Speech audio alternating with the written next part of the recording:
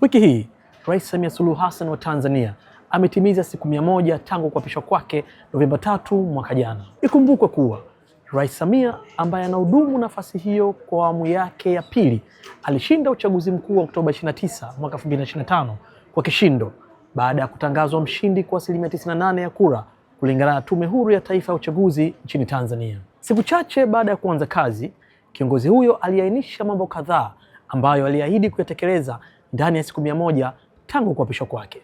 Moja ya masuala makubwa yanayosubiriwa kwa hamu na Watanzania kwa sasa ni mchakato wa katiba mpya kama alivyoahidi wakati akizindua bunge la 13.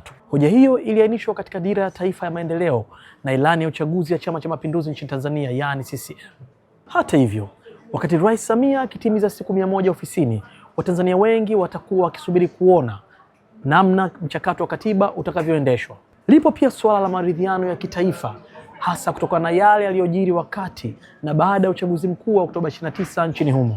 Wakati wa hotuba yake ya mwisho wa mwaka, Rais Samia alitangaza maandalizi ya kuunda tume ya maridhiano ya kitaifa yenye lengo la kuponya majeraha yaliyojitokeza wakati wa uchaguzi. Hata hivyo, zipo ahadi ambazo tayari zimetekelezwa hadi kufikia sasa.